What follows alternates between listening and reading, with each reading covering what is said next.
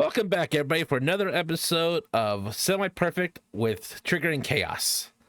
No, I'm your no, no, host. no, no, no, no, no, no, no, no, no, no, no, no, Batman. Wrong Oh, man. wait. Wrong man. Wrong man. Oh, sorry. Superman. No, no, Superman. no, no, no, no. We're actually going with a good superhero. Oh, Doctor Strange. Doctor Strange. Right Love universe, of wrong all. character. Let's see. Oh, Doctor Doom. Doctor Doom. Truest hero A of little Marvel. less of a hero. Step a little bit farther down on that one. Let's see. She-Hulk? He's not a lawyer, and he's not female. Oh. Oh, can't be the Fantastic Four. Oh, Iron Man. Not rich. Oh, okay. Well, in that case, Bruce Banner? You know, I can see him having just many anger issues, but no. Oh. We're going to be doing Spider-Man. Marvel Spider-Man 2 for the PS5. And I believe coming out soon for the PC. Gwen Stacy? Peter Parker. Miles Morales, got God, I hate you. it. I mean, Miles is a big part of this game, and honestly, he was probably my favorite part of the two Spider-Men. I'm just going to be controversial here. I think Peter Parker is not a very interesting character anymore. The older I get, the less I like Peter, and that's mostly Marvel's fault. And this game was a chance to shake that up, and they kind of did shake up Peter in a good way. And I think they left Peter in a really good spot, but we'll get to that when we get to the end of this game. But yes, we're going to talk about one of Soul's really game he was really hyped for. I think you fairly did it meet your expectations? In a lot of ways it did, but here's the thing. You know how opinions can change over time? Yes. I honestly think Spider-Man 1 was a better game than 2. I liked 2, but there was... I couldn't quite place why it was that way for me. And I looked up a few things of what people liked and didn't like about this game, just to compare myself to other reviews. And there's little nitpicks here and there that I have to agree with.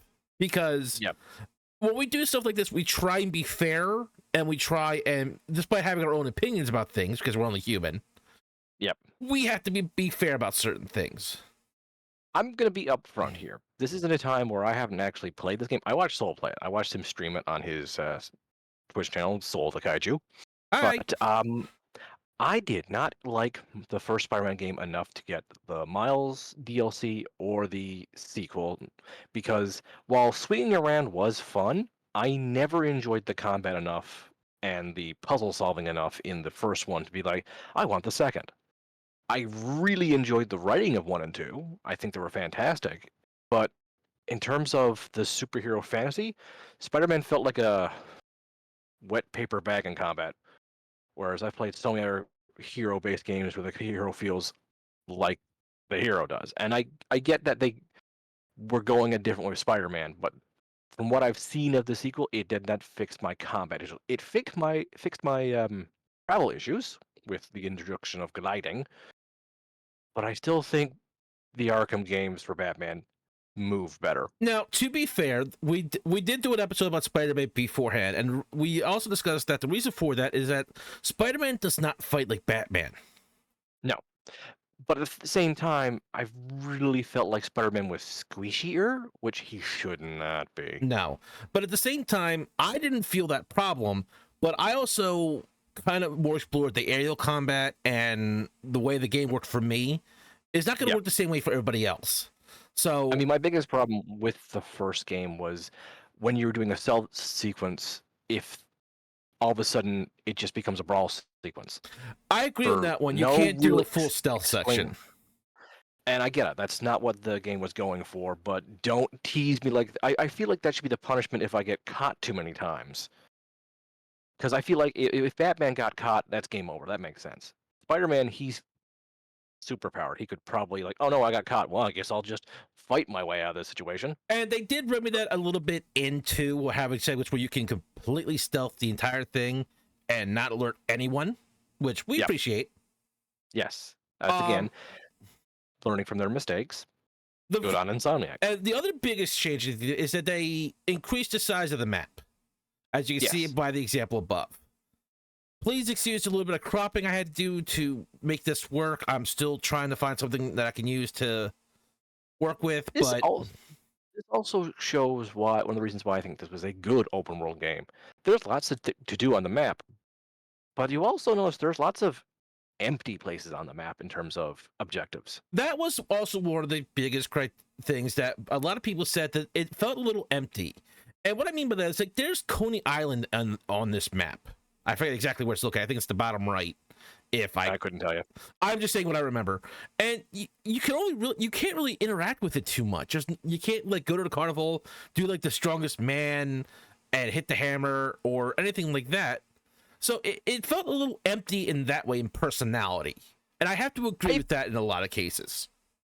But at the same time, we don't have an example of this, but if you pulled up, say, an Ubisoft open world map, it's nothing but objectives. You cannot see the map. It's too much. Open world is a very difficult thing to balance, and I always prefer when you could have added more. Always leave your players wanting more. Don't leave your players going, oh, I don't want to do this. But more of these. Yeah, but here's the thing. It's like I'm not saying like objectives to do, but like you have Coney Island here and all sorts of things to explore.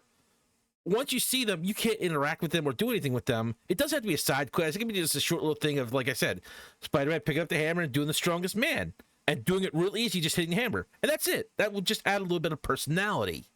Like he's there with the people, like he is. He is the friendly neighborhood Spider-Man.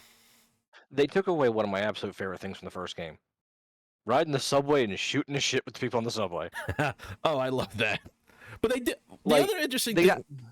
They got rid of that because they've gotten faster loading times. Like, oh, that's impressive. But it's basically like the time where they took the doors out of Resident Evil because the doors were to hide loading screens. But when they took it out, people were like, where's the dread? Because the dread of the loading screen was so important to this franchise that they added it back in because, okay, maybe we should, just because you can go fast does not mean you should go fast. But this is coming from a Sonic the Hedgehog fan. But one of the little things they did that added personality is that you could switch between Miles or Peter at any time during the game. Yep, unless it was a story lock to one of these two characters. And that makes sense. And you would swap to them and they would be doing something. Like Peter would be on the side of the building doing sit-ups or something else. And I thought that was like a nice way to add a little bit of personality to the characters. Yep. This game, its number one feature, this is the one thing I wish the Arkham games did. Multiple characters that play very similar to each other with a net, but at any point you can switch over. My biggest regret of the Arkham franchise basically dying is that we never got an opportunity to have Batman and Robin fighting crime. Yeah. Like, there were instances where the two of them helped each other in a mission, and sometimes Nightwing would have helped Batman instead. But I would have liked to at any point, like, just swap over and see Nightwing's acrobatically leaping from building to building rather than his gliding. That would have been fun, and but that's not what they were going for their story. This story is about Peter being Miles' mentor and the two of them becoming a team and what that means in terms of teamwork. In fact, that's the entire thing with all the characters that we get introduced to this game. So I'm giving you a hint to change images. I was going to say something and then change images. But it is a chance that Peter is trying to have more of a social life, as we can see here. Yeah, it's no longer one Spider-Man defending New York City. It's two. The two of them could learn to lean on each other. Unfortunately, for some reason, that's not really how I felt the story went. It went more along the lines of Peter abandoning Miles because his bestest friend now has powers and Miles feels abandoned even though Peter should be mentoring. It's a story. Not the one I would have written, but I understand why they went with this. But our characters this time, well, I guess the 5 main ones. All right, far left, we have Harry Osborn. Then we have Mary Jane. We have Peter in the middle. Miles is over there on the right. And on the far right is... God, I forget his name now. You're the Spider-Man fan. I You're know, the and Spider-Man. I'm having a brain fart from work. Give me a break. Yeah. Um. Come on. Oh I God. believe in you. I believe you. Because he was. I'm not just sitting here enjoying your suffering. Please stop enjoying my suffering right now. You want me to Uh, rescue you, or do you want to be a big boy and do it yourself? rescue me because my brain is mush right now. All right, I'm just gonna make sure I It get his was. proper. It's good. As soon as you tell me, I'm going to slap myself for not remembering. Yes, yes, you are. Oh God. And I played through Miles's game, Yes, yes, you did. which I Wow, enjoyed. this. It felt more like DLC than anything, but I still enjoyed it. Why am I getting lists of suits? I'm looking for the supporting. Oh, no, supporting cast. Uh, mm. Be Yankee Lee. Genki, that was it. Jesus Christ. But Sorry, as I'm not a Spider-Man fan, I don't really recognize Miles's support cast. Which I do know he's from Miles's supporting cast, which yes. is good. Don't just make this Peter's supporting cast. Have Miles's supporting cast. I mean, even Miles's mom is part of this game, and Yes. I actually think they handle his mom pretty damn I well. think they handled a lot of characters, story aside, a lot of the characters themselves, I think they handled them quite well. Yep, I think that's how I would describe this game. The story beats, not how I do it, but the character writing, how I like it. But let's move on a little bit. Yep. We have our main character, Peter Parker. And I say main character because, look, when you say Spider-Man to me and a lot of other people, the first name that usually pops up is Peter Parker. That's And fair. I don't mean that as any insult to Miles Morales. I think he's a great character. I think he stands on his own. But Spider-Man and Peter Parker are the names that interlock for me. I mean, that's fair, Soul, but And at this point, he's actually started getting a lot of his stuff together. He's even starts the game with a job, teaching.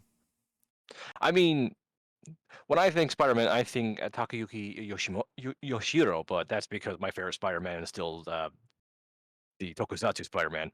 Well, I got 20 years plus as Peter Parker and Spider-Man, so we'll roll with it. But he's the emissary of hell.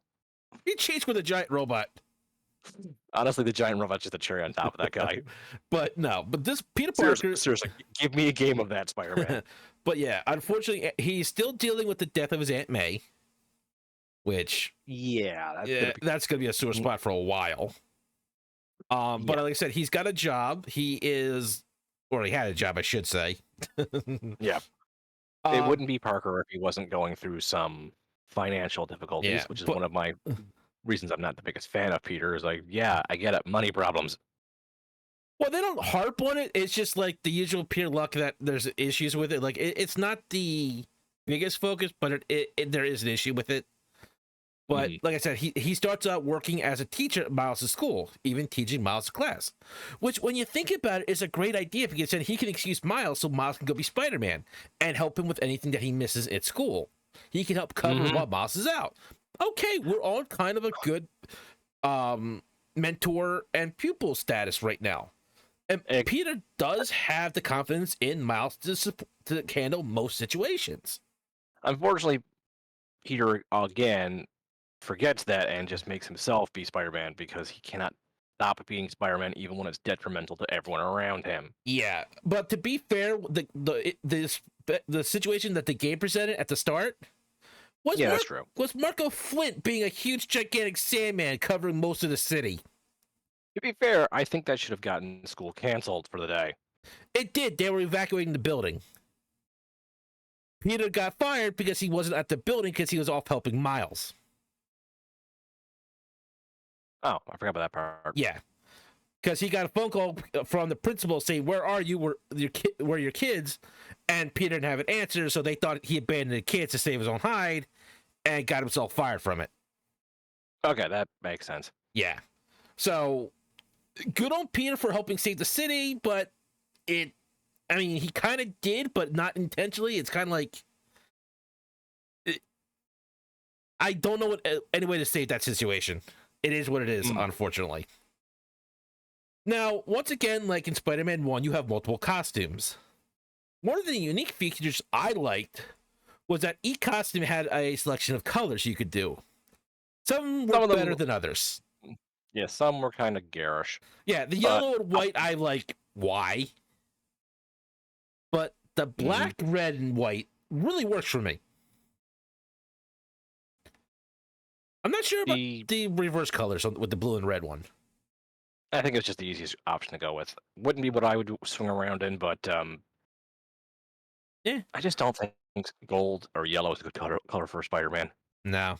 Like I said, the black, white, and red really shines out in this group picture. I mean, I just personally think Spider-Man looks the best in black and white. Eh, Only there was a suit that primarily focused on those colors. yeah, I know. Oh wait, there was. Yep. This game brought in the most famous Spider-Man story to non-Spider-Man fans, the symbiote. I want to say that most people, when they think of Spider-Man, if they're not a big comic book person or not a big person about that, they remember the symbiote story from either the 90s one or I think it was Spectacular Spider-Man, which also did a really good version of the black Mm-hmm. suit story. I just want to say this is one of my favorite versions of the symbiote suit, simply because as the game progresses, how it slowly shifts into like almost like a different suit as the game progresses. Yep. Like you do small details, and just the look of the suit is amazing on Peter. Yep. And the way it attacks and Overall, yeah, it was good. it's a key part of the story of we actually get to do what a lot of Spider-Man media doesn't do a great job of showing how the suit is impacting Spider-Man, but they also show you that by having the suit slowly mutate with you. Mm-hmm. Or when Spider-Man gets the suit first, it's just his suit but black and white. Mm-hmm. But then you start to see the veins on it, and Spider-Man gets a little bit more muscle tone to him. Starts And acting out a little bit more. he does the one thing I dislike every Spider-Man does when they get a black suit. I gotta start talking like this. Well, at least it didn't dance down the street. Jesus Christ. I actually think dancing on the street is way more credible than I gotta do my growly voice because I'm angry at everyone now. And That's way more cringe to me. I'll take that over Spider-Man 3, but that's my opinion. I unironically love what the fan community is called bully Myers. I think Blue Or Might works bully. in as a meme, but not for the movie, but personal opinion. I think that's why I like it is because I can laugh at it with growly voice Spider-Man. I'm just gotta go. "Ugh, Peter, Well, Peter, you see, stop trying. the problem here Stop, do, is that they missed stop a doing your key Batman voice. detail. Spider-Man isn't scary because he does a gruff voice. Spider-Man is scary when he stops talking. Yes, And and I his wish they did that. I wish they had like he does get a lot snappier, like he gives a lot shorter Mhm. exchanges to his friends, but when he's fighting the criminals, he's still jokey at times and he's doing a deeper voice. I really wish he just shut up for a minute. Look, I'm sorry, but the best joke in this game, I'm all out of honey. Best joke in this game. And that was I pitch perfect Spider-Man because he said it to a man dressed as a giant bear. I don't remember that. That's actually pretty funny, yeah. No, he goes real quick. It's like, I got something important to tell you. I'm all out of honey. And it was like pitch perfect. It was amazing because it was just before the suit started making Peter go to the dark side, as it were. So it Yeah. was just amazing. Yeah. So what I do like about this story is the suit does make Miles and Peter's relationship even more fragmented. Because And Miles is also dealing with with something else that happened earlier in the game as well. We'll talk about that yeah, shortly. yeah. Miles has his own issues and he keeps trying to contact Peter for help because well, he's my mentor. Now, here's the thing. I want to discuss this first because I think this is what may some fans may miss. In the original black suit that symbiote that came with Peter, it did affect him, but not in the way a lot of people think that it does nowadays. Yeah, because we're more used to the more famous versions that were done in our other Mm-hmm. media. Spider-Man 3, the various animated versions, Mm-hmm. and oftentimes in other video games. I do think the symbiote did affect Peter, but not in the way people think. In the original, Peter was crime fighting, and then the suit would take him for a joyride and still fight crime and stuff like that. With less control. Like Peter always pulls his punches. Hmm. Now, this When the also. symbiote was hijacking his body, it Mhm. was not killing people, but doing more damage to them. I do remember that much. Yes, and this also left Peter more exhausted because his body was still being active. So he Yeah, got it's even less rest, which affected him mentally because, as you know, prolonged lack of sleep can affect the mind.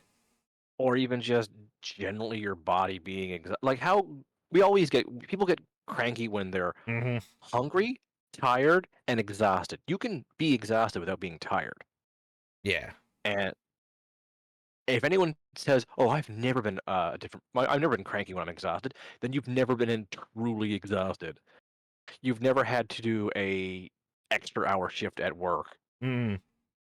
with So, no real chance to catch your breath, because or you've at never had to do 3 or 4 exams back to back because the school just scheduled it that way, and you just happen to draw the short straw and get all your classes like that. because Fuck, I do not miss high school. one of the things I think this did kind of well is that the symbiote slowly starts waking up on Peter.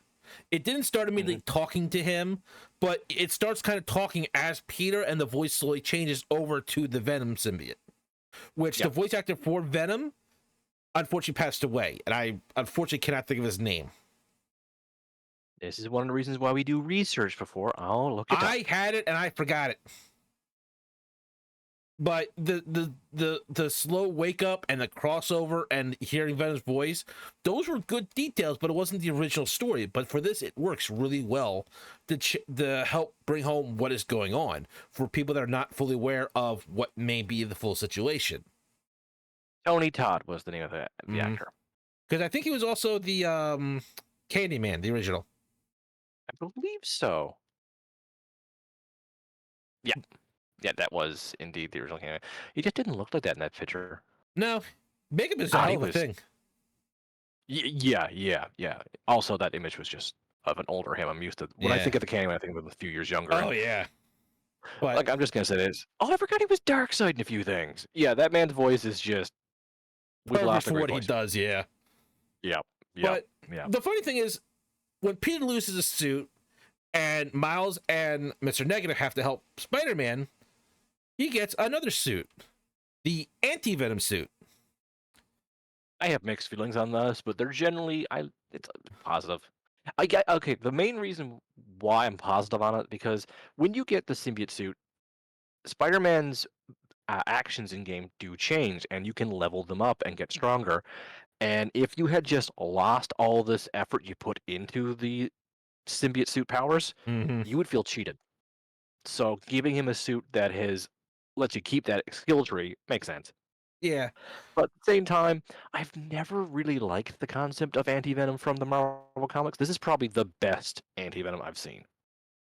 The thing about it is that the original anti-venom suit was made from the remnants of the venom suit that was in Eddie Brock mingling with his antibodies. Now, you could question all that, but it's comic book science and an alien symbiote. I wouldn't question it too hard. My only question is why are there not more? You know, I couldn't tell you that for whatever reason. It could be because of how Look, long Eddie Brock and Venom were combined. I don't know, or is it because they kept it forever fusing and then forever unfusing?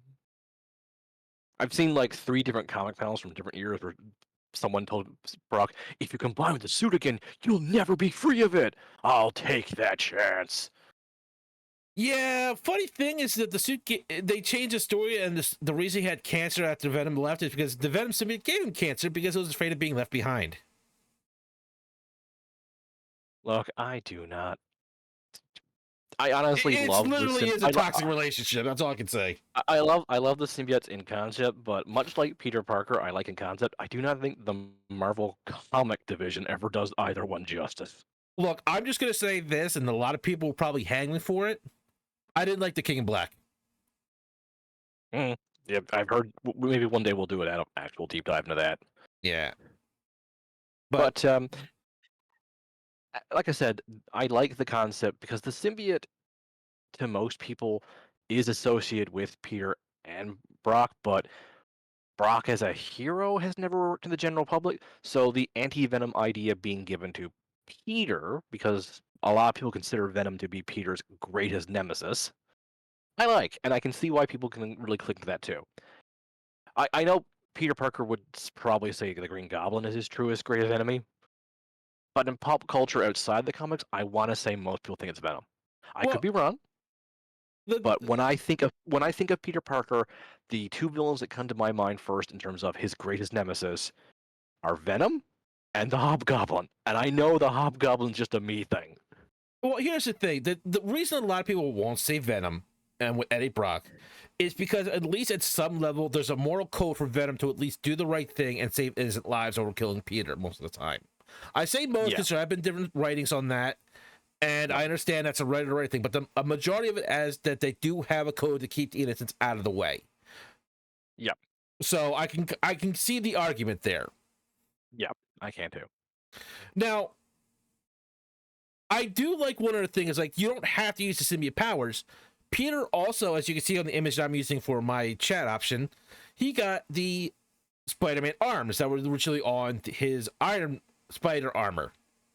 Yeah. And he can use those for other attacks. And he's got the like shock drones. His webbing is still there. He's got all of his tricks, techs, and tricks and everything like that. So you don't have to rely on the symbiote if you don't want to. For story purposes, you can until the end of the game switch back and forth, but that's just how it is. Like I said, it's an option, and if you had invested all your skill tree points into the symbiote suit, You would have felt You w- severely cheated. I agree on that one. yeah. So that was basically eating their cake and having it too. Which I highly appreciate when we can get something like that. Which I will keep doing the correct version of that saying until it becomes mass production. Because you have to have your cake to eat it. But once you've eaten your cake, you cannot have it anymore. And, Anyway, getting off my soapbox, let's go on to the next most important character we feel for. Well, at least Peter's side of the story. and MJ. Yes. Now this is her model from 1. I think this is a fantastic little outfit for her. Because she's a reporter on the go. This is the one we got in 2. It's okay. I don't like her hair being a different shade, but as someone who's spent a lot of time with redheads, hair color for redheads does change naturally, weirdly. But I don't know. I just don't think this really has the same energy to it. No, it's look, what a lot of people cried about, and it's the face. It changed too much, in my opinion. Didn't notice until Soul pointed out, and yeah, it did change, but I don't think it's the worst thing worse. ever. And the other thing that a lot of people complained about was that when you play it like 1 or 2 segments as her, she has a stun gun to take down people she gets to drop on. Yeah, It's like she literally said she trained with Sable whenever she was over there in Latveria doing a story on what was going on in Sable's country. Like she's not over there doing karate. She's not going over there taking everyone out with martial arts or anything like that. She's using a stun gun and an adapter to turn into a ranged taser. First of all, who is her longtime love interest? Yeah, It's almost like he's some sort of science major or something. Second of all, she lives in Marvel, New York City. I mean, I'm sorry. Even if it was just Spider-Man's rogue gallery in that city, that's enough of a reason for someone to seriously learn self-defense and get a strong way to defend themselves. She's not going to stop the Vulture or Scorpion but the goons they've hired, yeah, she could get the drop on them, take them out, because a lot of these goons, you get what you pay for. Yeah. I mean, to be fair, and like I said, it wasn't. And there's another key thing about this. They're gonna underestimate the fuck out of her. Oh yeah. And she's smart enough to take advantage of that. And that's one of the reasons why I've always liked Mary Jane, is that she's not an idiot. I mean, she knows not to go running out and try to take down all the bad guys after her. She does try to avoid them as much as possible. But she knows sometimes you have to poke that beehive just to make sure that, Peter can get the clues he needs or the information he needs. Or she is also still kind of a reporter, so she still wants good stories in order to... Because at this point, she is working for the Daily Bugle, right underneath Jameson now. Yep. Because we learned Jameson got back in charge of the Daily Bugle. Oh. Yeah. I don't know why. Robbie, you dropped the ball on that. There's a story. No There's idea. a comic on that, and it's like, it is what it is. I feel like that was done because some people didn't enjoy just Jameson's podcast, and honestly, I just tuned out Jameson's podcasts. I can understand why people don't like it, but at the same time, it's like it's something a little bit different. It's still Jameson Yeah. not liking Spider-Man, but it's a new twist on it. They're trying to modernize the things. I think it's because I've heard so many clips from other worse podcasts. So I'm just like, I don't need a Jameson podcast. Yeah. Yeah. But I just like they were trying to do something new with it instead of just, oh, the Daily Bugle, Jameson doesn't like Spider-Man. Same old, same old. Oh, he's no longer in charge of Daily Bugle. He just has a channel that he has the Badmouth Spider-Man Daily. Okay. Honestly, I know they had Norman Osborn as mayor, but I would have actually liked the next step for Jameson to be mayor. I thought Mayor Osborn was kind of a I- nice touch of difference too, and still have Oscorp as a corporation. Yeah, no, it works, but if they didn't want to keep him on the podcast, I feel like not putting him back in the vehicle was the right option. I think, like, I don't know, having him run for mayor, like his entire thing is running on an anti-Spider-Man campaign. Yeah, I could see that actually. Yeah, that would have. I don't know if it would have worked, but it's something I would have thought. It's something I thought off the top of my head rather than have him go back to the vehicle. But that does lead to one of the things in the story I do like is, well, Peter is getting more. I am darkness. MJ writes a negative story about it because he's kind of being a douche nozzle. Mm-hmm. He's being rougher. He's seeing everybody else as in his way rather than people trying to help him. It just kind of he's ruining himself, and the symbiote's ruining him. And he doesn't see it at the time. He can't see it. He's basically he's on he's addicted Mm-hmm. because the symbiote is tickling all the right parts of his brain. And to be fair, he is dealing with multiple crises as well. So it's not entirely his fault. He bears the majority of the blame. Yeah. But you also got to consider everything he's dealing with that's happening like in a span of like a week and a month or some short time frame. Yeah, this game is definitely not a month. But anywho, and for another surprise, we got Scream, another symbiote who takes over Mary Jane, which I thought wasn't, well, not the biggest twist, and a lot of people probably saw it coming. I just thought it was a nice little change of pace to start off with. I think it's better than giving her magical powers. Yeah, then the current Mary Jane, yep. There are reasons beyond that, but I'm with a lot of people with the current state of Spider-Man's comics. The fuck, Marvel? Yeah.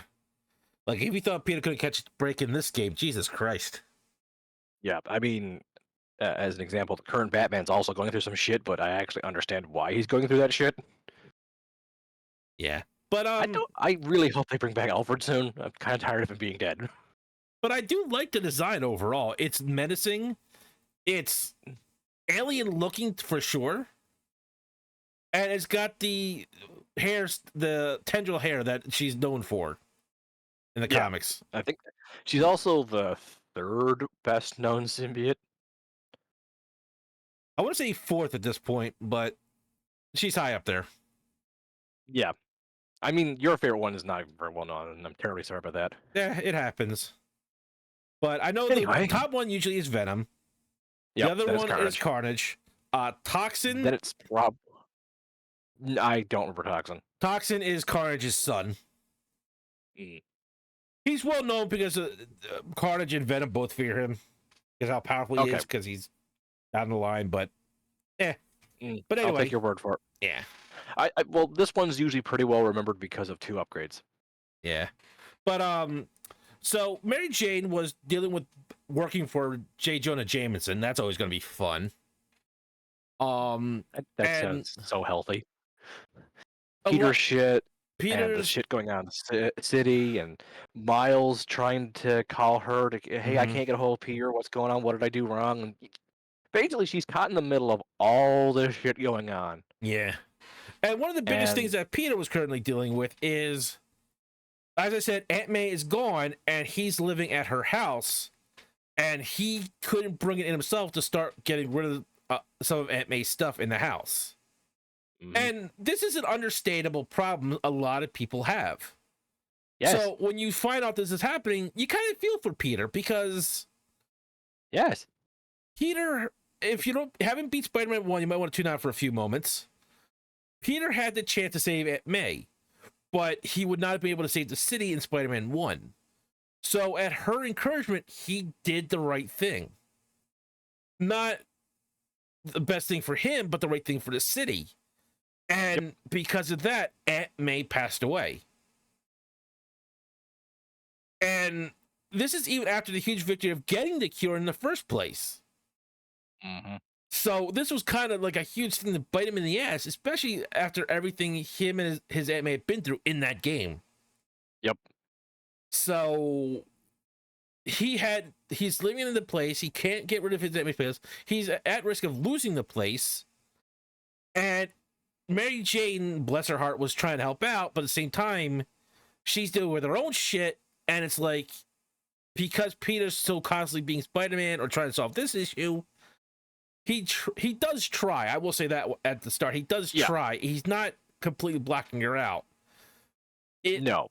It does raise the question that because he has the needs to be responsible, it's overshadowing everything else in his life. He's ignoring the other responsibilities in his life. So it does put a strain on them. Yep. And the Scream suit is just a physical manifestation of that. Now, another scene that a lot of people had issues with when Scream, just before Scream was appearing, Peter got smacked aside by Venom and got fridge fell on his back, and he was pinned for so long. A fridge would not hold down Spider-Man. Unless, of course, it actually semi-broke his back and he has to wait for his spider healing powers to kick in. It didn't give you that feeling. Yeah, if it didn't give you that feeling, I'm trying to give an excuse, but at the same time, there are other ways to have put Spider-Man indisposed. You could have gotten slid down by Venom's tendrils or something like that. But because in Spider-Man 1, you literally live part of a building to free people, and you're expecting a fridge is going to hold him down. Well, what if he was trapped in a bathtub? You know how spiders can't climb bathtubs. I'm just going to move on before I smack you. But another kind of returning to the Spider-Man series, but first time showing up in the Marvel's PS5 game, we have Harry Osborn, son of Norman Osborn. Peter's bestest friend in the whole wide world. Who doesn't know Peter's Spider-Man yet. Yep. He wasn't in the first game because he left for health reasons. He was gone to see specialists elsewhere in the world, and with your dad being, what, the fourth richest man in the Marvel Universe, you can get some really damn good medical care. And then we find out this was all bullshit. Yeah, all they could do was find out, yep, this is what's wrong with you. Can you fix it? This is what's wrong with you.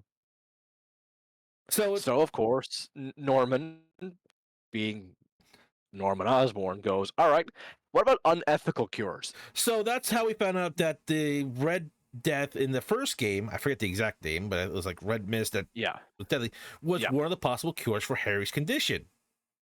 I don't quite understand that, but there's probably a couple of ways that could have gone about, but again, comic book logic, so who cares? But one of the other solutions they had was they found a alien life form and found out that they could control it to cure his condition. Yeah, so he gets a badass suit made of it. And as Sol likes to point out to me, this is a reference to the character Agent Venom, who I know who Agent Venom is, but for those who don't know, it's the second most popular user of the Venom suit, Flash Thompson. Old Spider-Man bully Flash Thompson, who got the suit after serving in the U.S. Army and losing his legs. Mm-hmm. The suit ended up giving him artificial legs, and because he's such a giant Spider-Man fanboy, he is the best example of a heroic Venom character. Mm-hmm. And there's other things going on with the Venom symbiote and other stuff. Like it's a really great read if anybody can pick it up, in my The only opinion. problem is he spends too much time with the Guardians of the Galaxies, who are characters I've never liked. That's more towards the end. Like there's a whole series way before that. Yeah, I know. I just like making fun of the Guardians of the Galaxy. That's fine, but I'm just saying, like, there's a whole section before this that I thought was amazing. But Because in it this brings up game, other issues and stuff like that. But this game, this is how we see Harry. yeah, When he's he's the first user of the suit. mm-hmm. So it takes on this form because of this is what Harry wants. It does give him super strength, super reaction, and slowly starts giving him spider-like powers. So some missions, it's Peter and his bestest friend, the whole wide world, being superheroes together until the suit kind of, I wouldn't say malfunctions because it's not an artificial life form. It freaks out a bit and ends up bonding with Peter for Well, various reasons. if I may, Go ahead. You want to um, be more? when they first interact, the symbiote starts taking on small instances from Peter, like the spider symbol on the chest and a few other things, and they think it's some sort of reaction from the two bonding. Later on, Peter gets severely injured, and he could die. So, knowing that the suit, as they know it was just a suit, had healing properties, and that Harry would be fine for a while without the suit, they give he forcibly gives Peter the suit to save Peter's life. So there was not supposed to be a problem because, as far as anybody knew at this point, this was just some suit that they made to save Harry's life. Yep. And they had it's taking care of Harry's illness because it's a constant problem. Healing Peter is just resetting bones and helping his, whatever organ is failing. But once that heals, because Peter himself has his own healing factor, he can just give it back because he won't need the suit permanently. Unlike Harry, who it's an incurable disease. Every time the symbiote fixes what's wrong with him, it falls apart again, in a sense. Yes, and like I said, he could survive like a day or two without it and be perfectly fine. As this suit gave Harry near Spider-Man powers, giving it to Spider-Man gives him a factor of upgraded powers. And Peter's like, okay, I'm going to use this suit to heal up, and I'm going to borrow it for a little bit because it's extra strength. It's going to help me with this guy.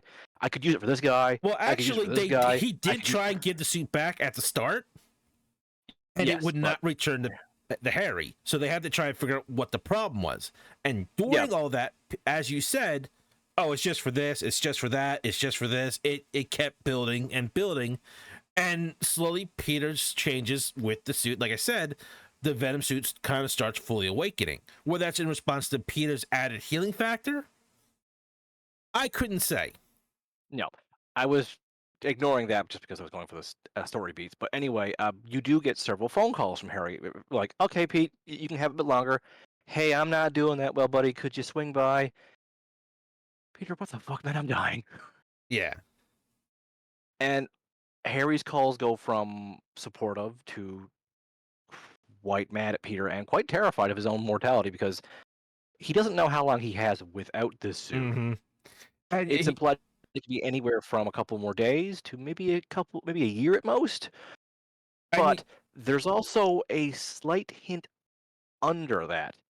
Harry was also getting addicted to the powers the suit was giving.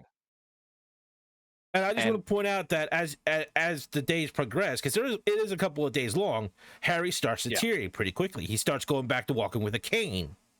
Yep. By the end of it. But the power drove. Once Peter finally gets rid of it and returns to Harry, who is kind of in an unstable mentally state, and the symbiote fully awakened, we get standard Venom, as I like to call him. Yep. Which for Venom, this is actually a pretty good design for him. Yeah. It has some issues.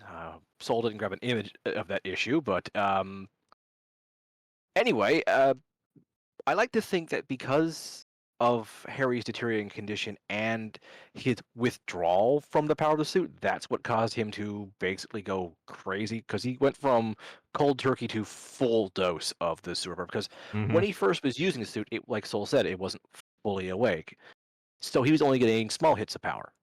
Now he's getting all of it at once in a terrible condition and with his own withdrawal. So Venom is just nothing but anger. Mm-hmm. And most of that anger is directed towards the guy who kept him from the suit for so long. And so Venom kind of tries to take over the world using the symbiotes. Yeah. Surprise! We're going back to that is my only issue with this symbiote story. Because I think it would have been a lot better rather than have Invasion of the Symbiotes to have Harry stalking Peter. Like, have him still be the final boss, but not have him create symbiote pods that attack the entire Yeah, city, covering dozens and dozens of people in lesser symbiotes, which have control of their brain. I don't quite understand how the symbiote control works on people. it's kind of it's a lot different between writer to writer as well. Mm-hmm. So that hasn't helped the situation. But if you're familiar with the animated series back in the 90s, where Venom first appeared with Eddie Brock, him hunting Peter, showing up and vanishing before Peter can get a hold of him, and Yep. saying hello to Peter's aunt in the animated series, Yep. and stuff like that, that was great. A writing material right there. They should have implied that. And that's why I agree with M. Yeah. And the thing is, because this Peter has a bigger friend wheel, like, could you imagine if you're on the call with Genki is your tech support for both Peter and Miles? Could you imagine that you're doing a side quest and Genki calls up saying, "Okay, I got the information you're looking for," and then you just hear Harry in the background of Genki's call, and Genki just spins around and says, "Who's there? I'm Because, gonna have to call you back, Pete," and then he hangs up, and then you finish that quest Genki gave you, and he doesn't call back with like, "Hey, good job." You're like, "Oh shit, did Harry get Genki?" because here's the other thing that is kind of another twist. Harry is Venom when it was supposed to be was usually Eddie Brock. Now, Insomniac said it's going to be a new person wearing the Venom symbiote. It technically wasn't, because in another Spider-Man cartoon, Harry did wear the symbiote and became Venom. Yeah. But that's neither here nor there. You know what it reminds me of? Hmm? Because I like to tie in these games, the Arkham games, when they kept talking about the Arkham Knight as being a brand new character. Ah, yes. They weren't wrong, but everyone, like, we kind of saw that coming, or you're not technically wrong, but you're not technically correct either. Yeah. You're just being, yeah.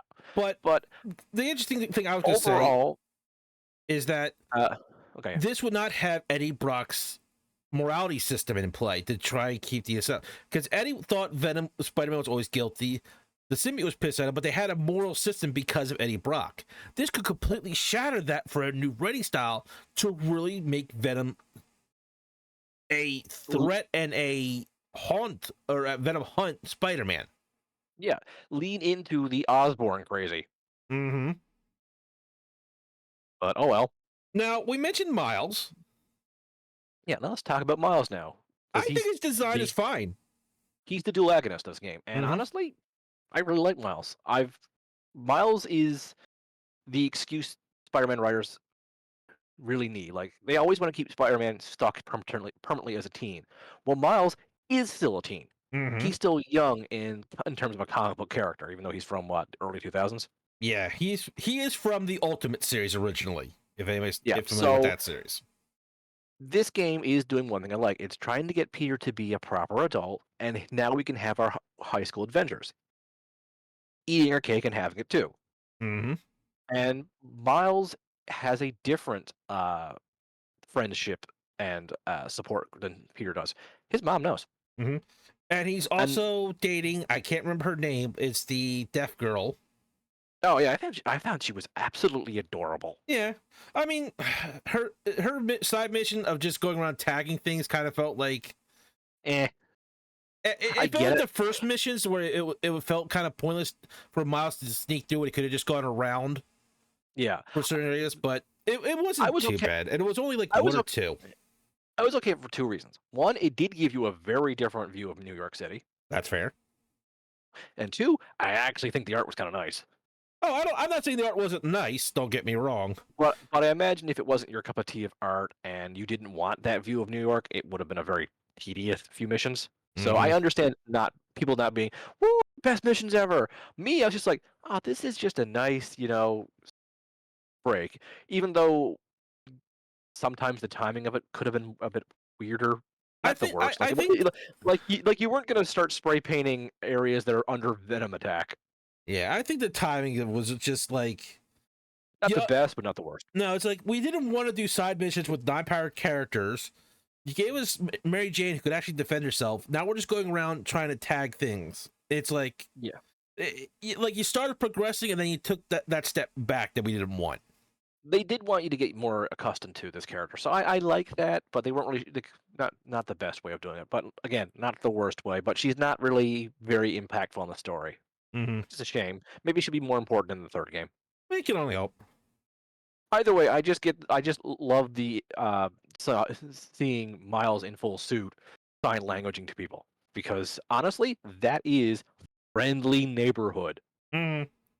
Like I don't see Spider-Man being multilingual, but he lives in New York City. He's going to pick up phrases or expressions from the various languages in New York. So I can definitely see Spider-Man like rescuing an Italian family and in Italian telling them have a good day and then swing off. And then going to the German district the German parts of town and being like in German webbing up a guy who's known for pickpocketing and in German saying, "You again? Didn't Yeah, I catch you last year?" that's one of the things why the friendly neighborhood Spider-Man comes into play. Yeah, that's Spider-Man as a hero.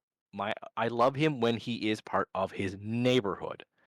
I'm okay with the occasional time of Spider-Man, it's doomsday going on, so I'm gonna help the Avengers. Mm-hmm. But one of my because I have to bring this back to Batman. Those giant robots, they step on the little people. Mm-hmm. It's one of the things that really draws me to Spider-Man is how well he interacts with the city, despite a lot of people in the higher ups claiming that he Yeah, is a villain. But that's because why Spider-Man is a hero to the people. The big guys up top, he's disrupting their illegal dealings. He's preventing them from making even more money. But the people on bottom who are more concerned about do I have enough money for rent this week, having someone to defend you from that kind of stuff is the neighborhood. That's what a neighborhood is. It's supposed to take care of people in it together. And having this embodiment of jokes and goodwill and positive energy, yeah, that's why Peter Parker is the neighborhood hero. mm-hmm. Yes, And he honestly, that would be if he was a My Hero character, that would be his title, Spider-Man, the neighborhood hero.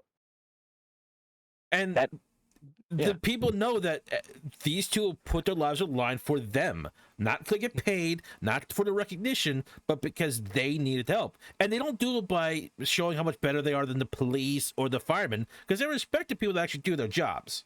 And I yeah, repeat, actually do their jobs. yeah. When it comes to the corrupt cops, oh yeah, Spider-Man's gonna web the frick out of that guy. Mm-hmm. But But when it comes, the firemen and the policemen that work with them that save lives, they're more than yeah, happy to help out and get what they need done to save the lives. yeah, Spider-Man would happily just hold the hose. He wouldn't even be the one aiming the fire hose. He would be like, oh hey, you need a guy to hold this? All right, you aim. And that could free up like That's so many people that's behind them because of his super strength. yeah. That's what Spider-Man is. That's why I like him.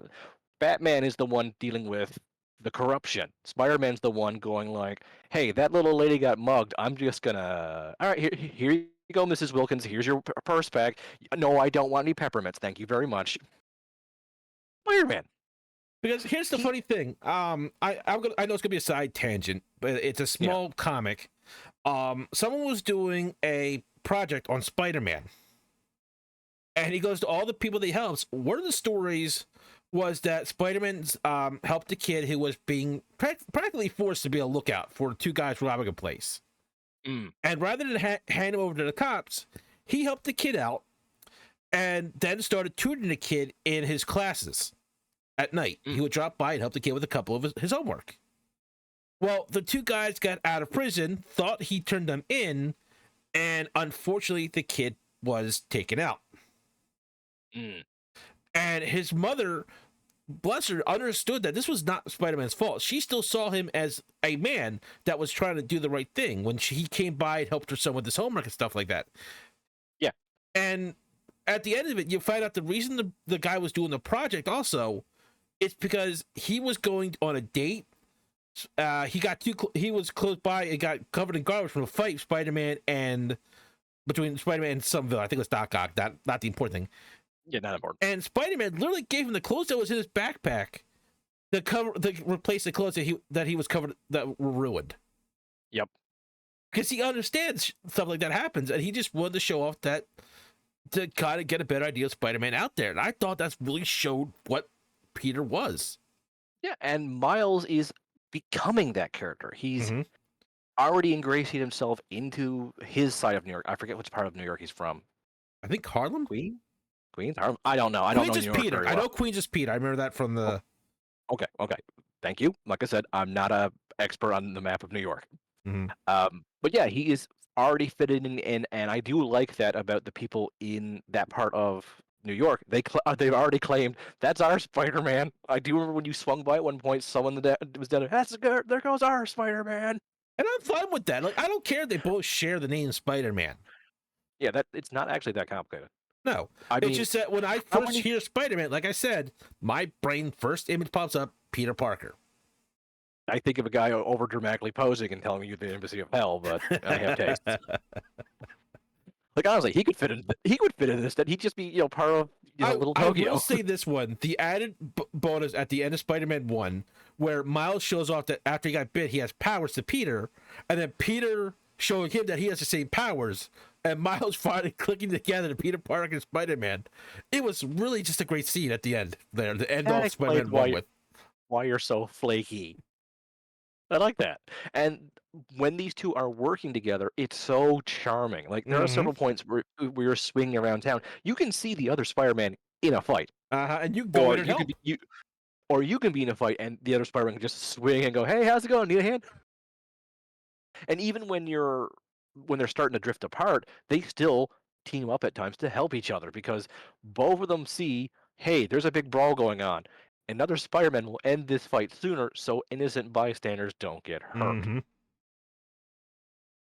And they do that. They do a handshake. They say, "Good job, Spider-Man," because they don't care who's called Spider-Man. They're just there to help people. Yeah, good job, Spider-Man. And I also love how they sometimes go to high five each other, and the other one's gonna do like the finger guns, and they're like, and then they switch to which one's gonna do which, and they're just like, "Ooh, this is awkward." I think one of them was they do this pointing at the Spider-Man pose.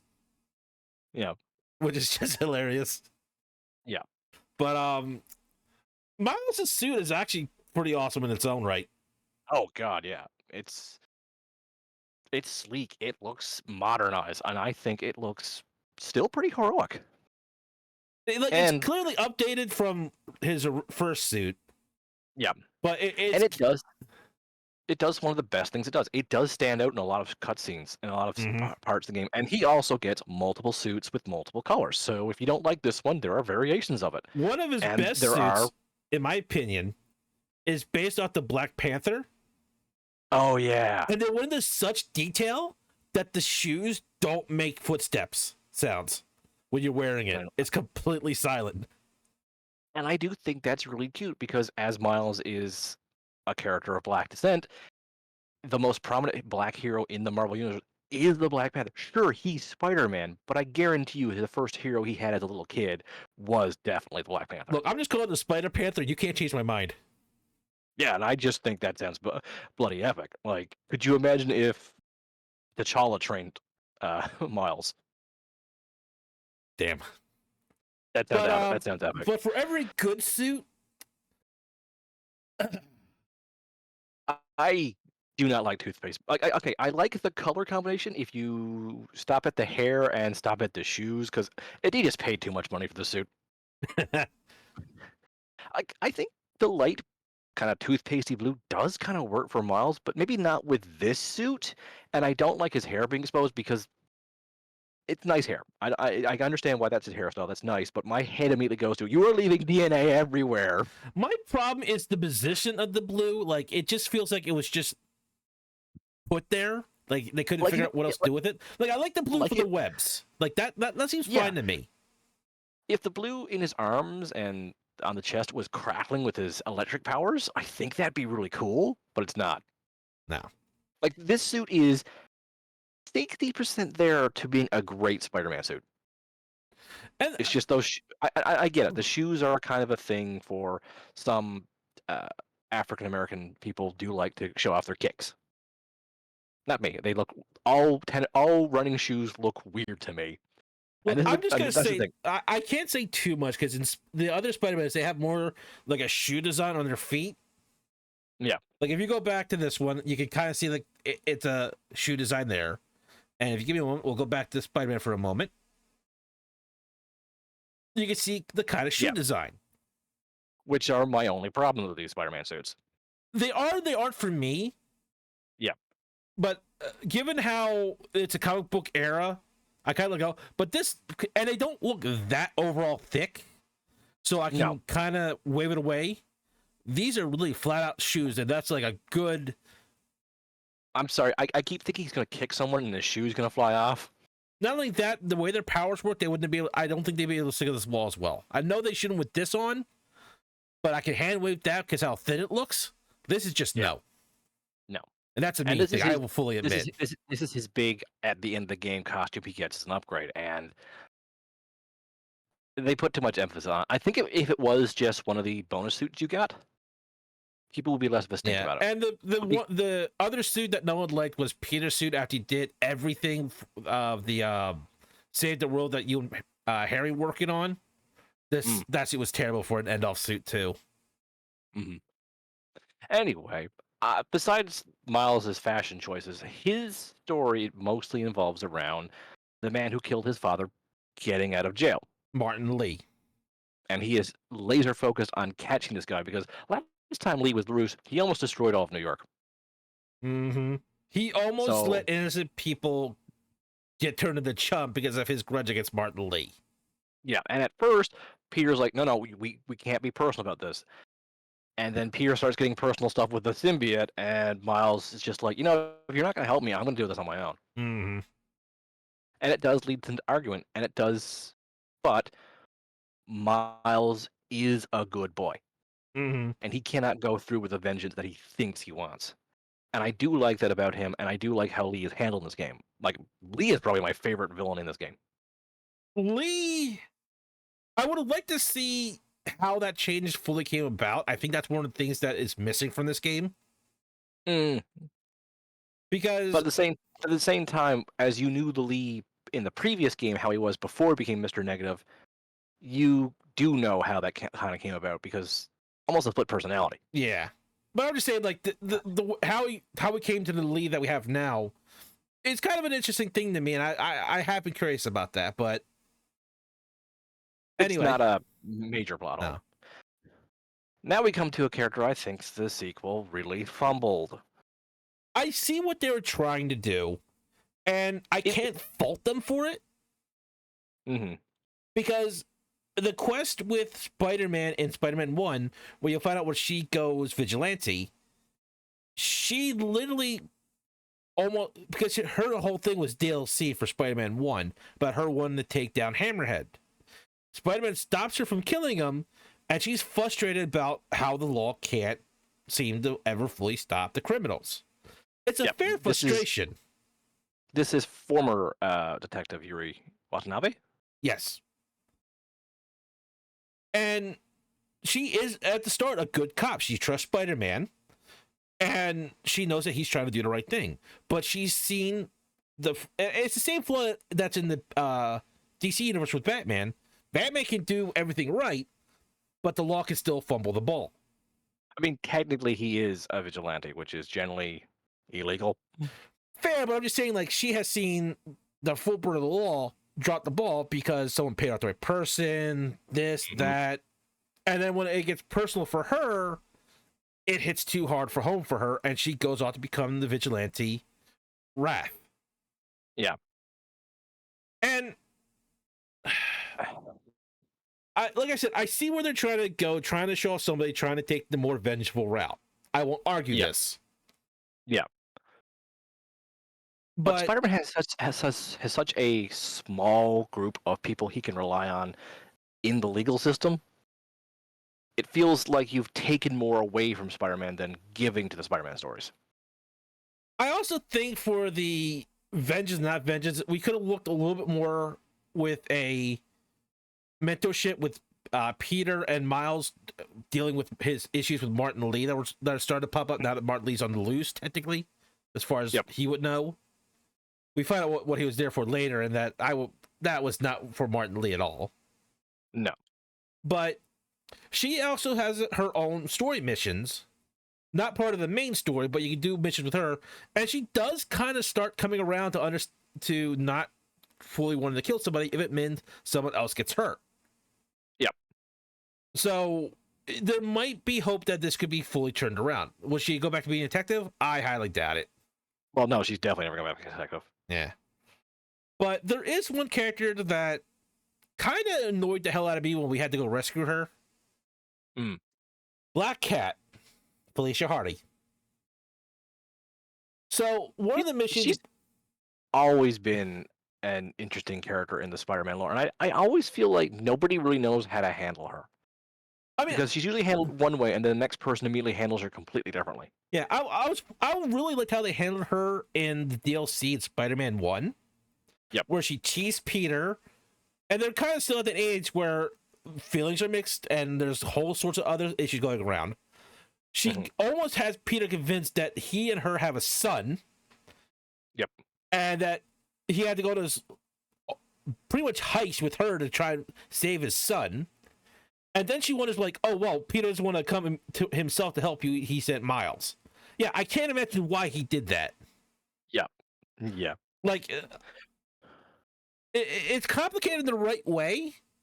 Yes, because that's the one thing they do get right about her is she always makes Peter's love life very complicated and just his life in general complicated. Mm-hmm. And even MJ warns Miles about her. Yeah. Because she's very good at manipulating people. Mm-hmm. And that's one of her strong points, I feel. She's not necessarily I'm going to murder everybody. She pretty much just robs to be from the rich. Yeah. She's so close to being Robin Hood, but she doesn't give to the poor. Yeah. You're missing the vital important step 2 there, sweetheart. But at the same time, it's like, so you pulled all that on Peter in Spider-Man 1. He helps you, probably forgives you, number 2. And you bitching about him not coming to help you personally, and his best ally comes to help you instead. Yeah, no, I no. You can kiss my ass on that one. Especially after you being hunted down, he saves your ass. Yeah. That being said, though, I do like some of her missions from the first game. And the second game, I do like the whole teleporting weirdness going on with her. Yeah, because she's stealing from Doctor Strange so she can get a portal to teleport to some other country to go save her girlfriend. I'm like, if your girlfriend's in another country, what are you doing here? Like, what country are you trying to rescue her from? Like, is it Latveria? Because then I could kind of see you needing magic, but if it's just like, I don't know, Egypt prison, I don't know. You're a master thief. I just, if there was no girlfriend we found in Spider-Man 3, I'm going to laugh my ass off and say, screw you. Oh, yeah, I can definitely see her lying about having a girlfriend just for the sake of manipulating Miles. Because that's what she does. Mm-hmm. She is a pathological liar and she's a kleptomaniac. There are some writers where she's more heroic and she has gotten to a better life. Yeah, and that's generally how I like. That's generally how I like Black Cat. I mean, we all can just say she's basically just we have Catwoman at home, but they zig and zag in different directions. Yeah. Like, she's not willing to let someone die for her to get rich. At least I can appreciate that. Yeah, no, I'll give her that. Like, that's one of the few things she and Black Cat, she and modern Catwoman do seem to have in common now. It's just I feel like Black Cat is at her best when she's leaning closer to the hero side, and Catwoman's at her best when she's closely leaning to the villain side. Even though I know a lot of people want Batman and Catwoman to be a thing. Yeah. I'm more of a Talia guy. We got a mess here.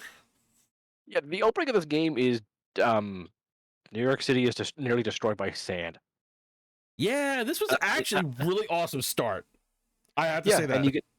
and going back and forth between Peter and Miles to learn both their abilities, how they differently use electricity Hmm. to stun and burn up the kaiju-sized Sandman. See, this is one of the things that I think really shut it off is that Spider-Man to kind of keep up with Miles's electricity and his ability to turn invisible, he has his gadgets. Yep. And he keeps improving them. Miles is a smart kid, but he's not a engineer genius like Peter Parker. No. But Peter's the guy. put him with Peter, Genki, and the two of them can do really good work. yeah, the best thing Miles did for Spider-Man was introduce him to Genki in a sense, and Miles himself is already a second Spider-Man who's almost as strong and almost as skilled. So that just tells you how damn good Genki is bouncing ideas off Peter. And I do like some of the phone calls where Miles is just like, "I am the third wheel here, and I have no idea what's going on, but how do I help?"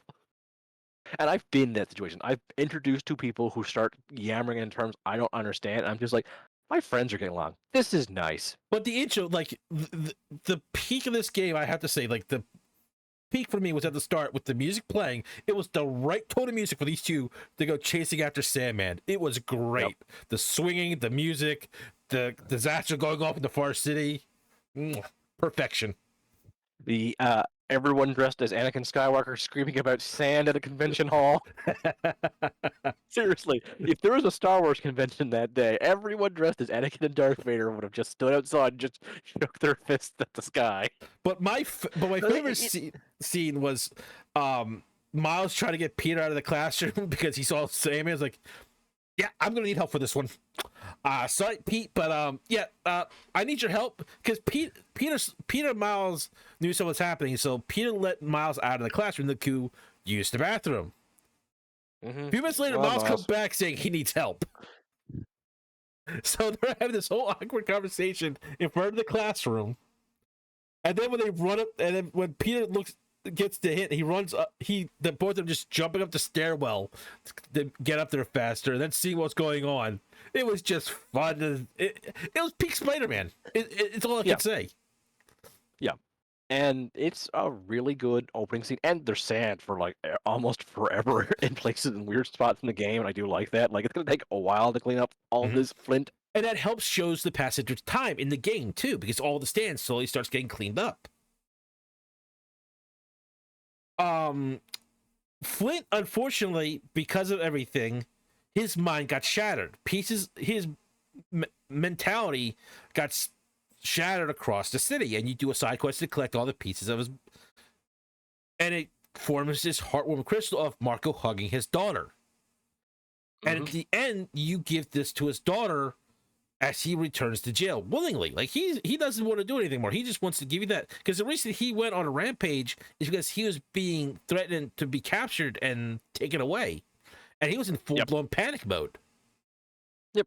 So once he's got his mind back together, he willingly surrenders. Says, "Can you please give this to my daughter?"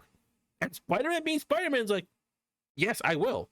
And you have the scene of him putting that down in front of the doorstep, knocks, and he goes out of sight because he doesn't want to interrupt the moment. And his daughter sees this and takes it in with her.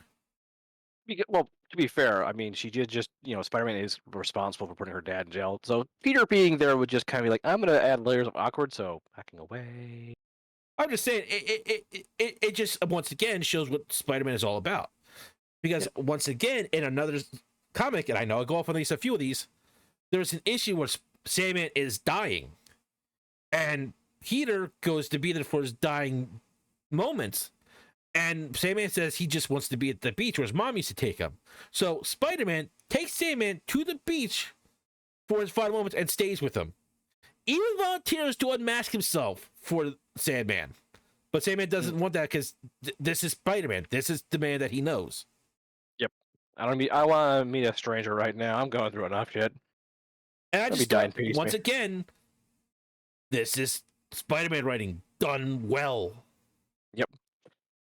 But speaking of not done well, I think the next character is not done that great. He is and he isn't. This is the one I kind of go back and forth with.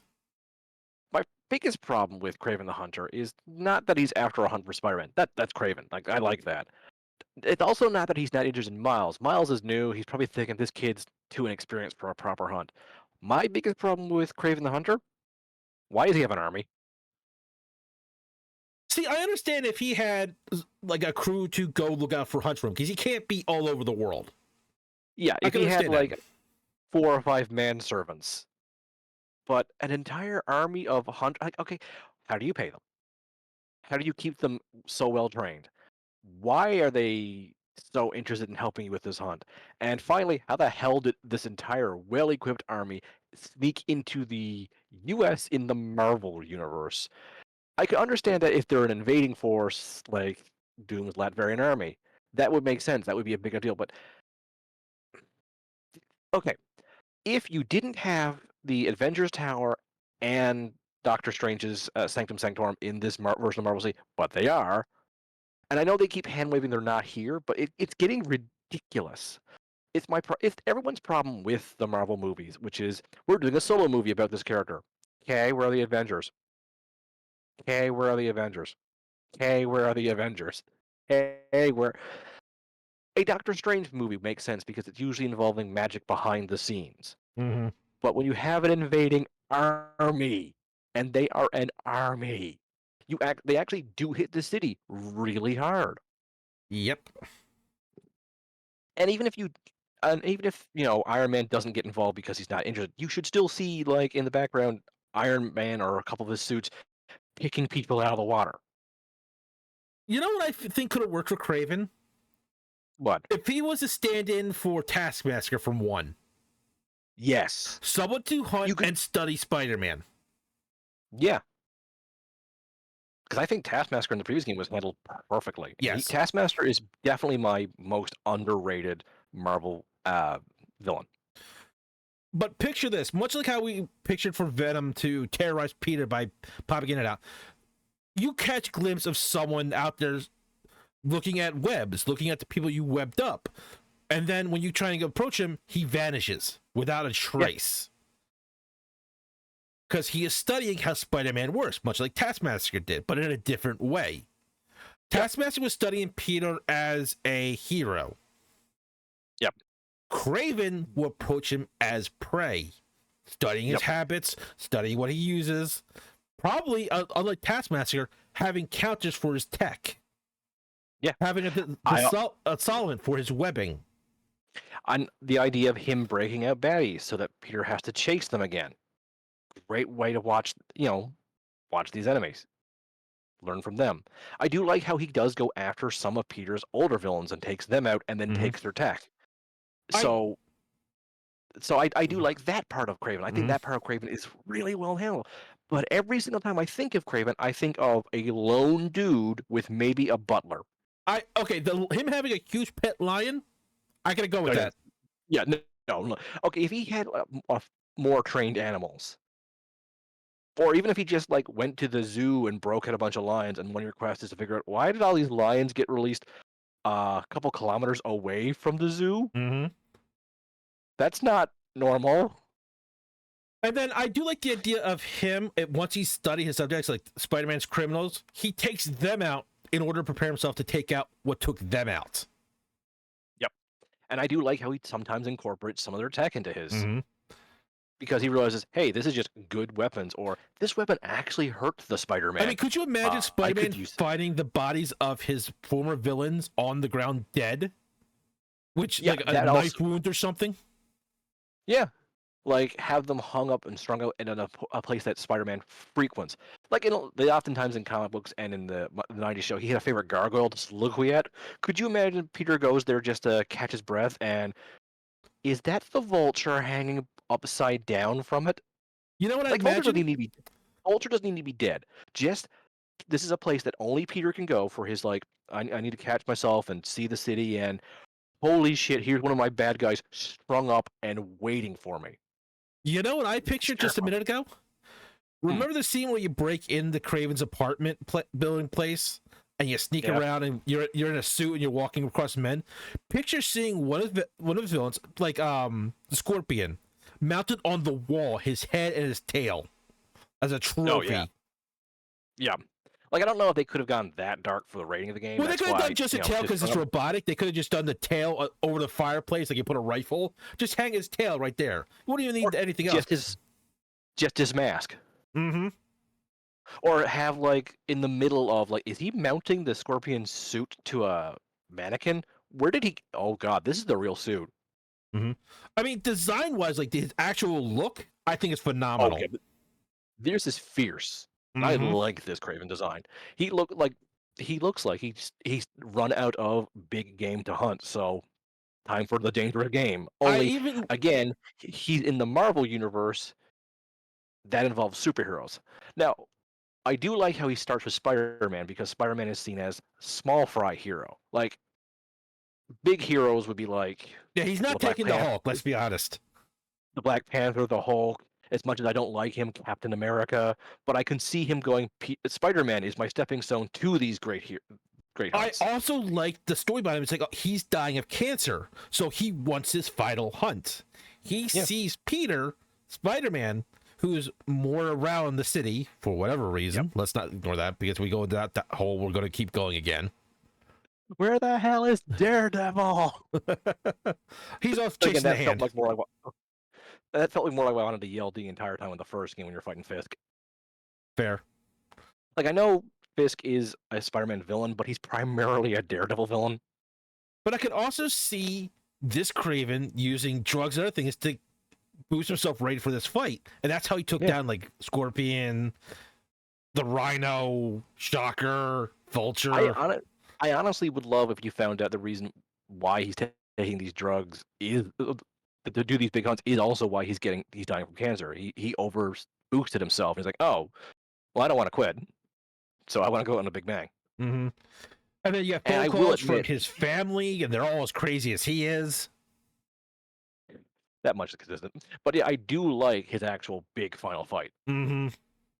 Like he's realized the symbiote is weak to sound. He ends up using that to his advantage. And then when you beat him, Miles steps in and uses that stuff to beat up the symbiote Spider-Man. Because even though he knows he's going to die, he is not going to die just laying down. He has to fight. He is a hunter. Yeah.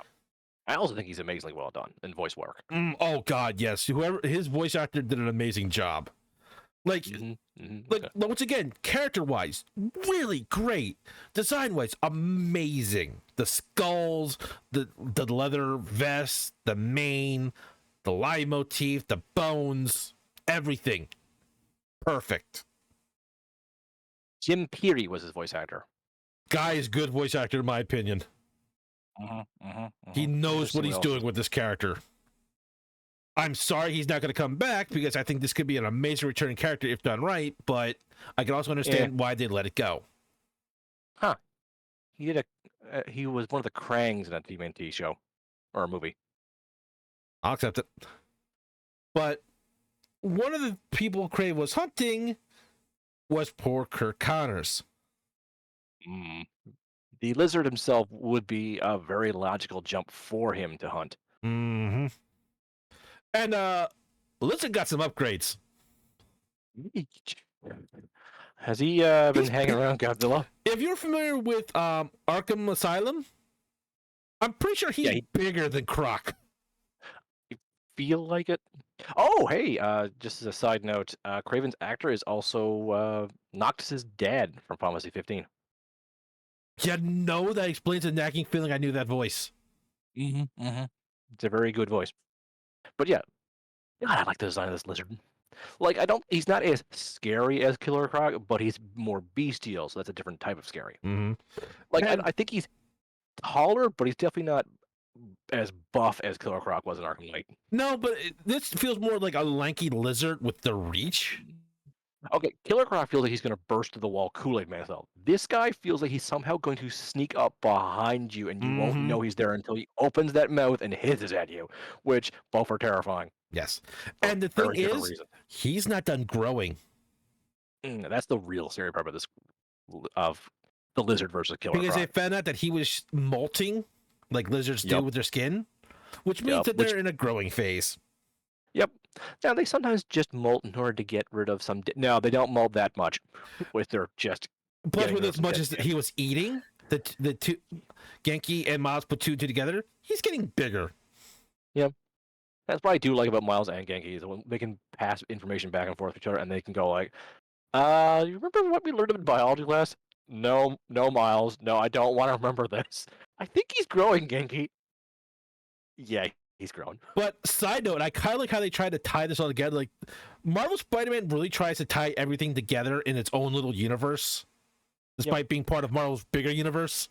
As weird as that may sound. The reason he's the one who he working on the symbiote suit. Mm-hmm. The crash meteor that carried the symbiote suit was first found by Connors and Oscorp, I should say. And when Kurt tried to reach out for it, it started to attach to his arm. They amputated the arm right then and there to prevent the symbiote from taking him. Yep. So because of the symbiote, he no longer has his arm, and he kind of, I think, got blamed him for the reasons for the lizard too. Yep. And he's terrified of the symbiote, and I don't blame the man. Yep, he's the one constantly being like, "This is a dumb idea. Can we just like kill it?" Mm-hmm. Like, as a man of science, I'd kill it. Set it on fire. It's too dangerous. And I also appreciate, once again, because he doesn't blame Oscorp for losing his arm, because he reached for the thing willingly. The people that were there did the right thing and helped him out on that end. Might not be the best result for him, but like this could have turned out way worse. Because if this was a John Carver's The Thing situation instead of the symbiote suit, just touching would have lost you, Kirk. Yeah. So I appreciate that it's like, oh, why blame the man who took my arm? Bitch, you did something stupid. I poked that beehive. I deserve these things. And I do like how he is, once again, a ally to Spider-Man. Because he's a logical man, and he looks over at Spider-Man and goes, yeah, that guy's clearly not a bad guy. So I'm going to give you information on how to stop the symbiote. You've been wearing that suit for a while, Mr. Spider-Man. Could you consider taking that off? It might be affecting... okay, he hung up on me again. And once again, there's a connection with Spider-Man. That's the suit, not the nice Spider-Man who saved my life. Who helped me become human again after I went reptile. Yeah. So he's understanding, but he's also all lines up. Oh, for love of God, take the suit off. Because once again, he knows how dangerous the suit is, and he put it on someone like Spider-Man. Yeah. Because and not Spider-Man's fault, but oh my God, this is the worst thing is, as long as it attaches Spider-Man, it has access to the spider sense. That's not going to be easy to come off. No. And Kraven decides to just juice him up again and have a hunt with him.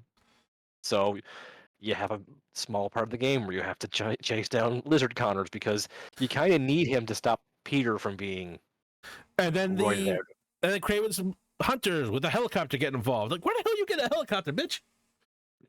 Don't you have all these hover bike thingamajigs and all these drones? Anyway, we do get another villain introduced in this game. That's right, the evil robot head on a stick. But no, we get introduced to the Chameleon, who no one has ever seen his real face, but I thought this was a really cool mask for him. It shows his ability to copy faces. Yep. And admittedly, in this universe, he is Kraven's half-brother. With how crazy that family is, that scales. Yeah. And so what happened in this mission is that the drones that M just mentioned, Peter tracks them down, finds data about people that have been long since dead or have no reason to be followed at all by these drones. It turns out that it's all one thing in common is that they're all personalities and people that the Chameleon impersonated. Kraven was hunting the Chameleon as well. Which, that's some weird family dynamic. Look, to be fair, hunting the ultimate chameleon does sound like a thrill chase, but maybe I don't know. Maybe he's really mad at his half brother for breaking his family's toy shed. Sled. You know, you ruined Christmas one year, bro. You ruined Christmas. You broke. Well, you broke Chameleon was prepared for this because he left the message for Kraven because he was watching his apartment from like down the street at a cafe, and saw it explode with Spider-Man leaves, thinking it was Kraven. Yeah. So he knew something was going on. Which is a fun cat and mouse thing going, and like I said, I don't know, these brothers are weird. And I hope we get more of him in 3, if we get a third one. Hopefully they take the idea of a paranoid Spider-Man from someone stalking him, idea we've had multiple times throughout this podcast, and do that with Chameleon. He'd work well for that too. I mean, how freaked out would it be if Miles comes home to his mom after a long day of webbing and just has a conversation with her, and all of a sudden she just stabs him, and he rips off the Yes, mask, and it's not his mom, but it's Chameleon. a lot of people seem confused. The spider sense is only supposed to warn someone when they're in danger. Some have a more evolved version that goes into like ESP, where it can see the future. But I always liked it when it just warned them of danger. And if they're not fast enough or they can't react to it, it doesn't matter. Or don't know what it is. Like, my spider sense is this thing. Like, I'm in the middle of an empty field. What's the danger? Huh. I'm with my mom. He did it. My spider sense going off. My mom just stabbed me. Mom. Yeah, he probably just go, Mom, something's about to.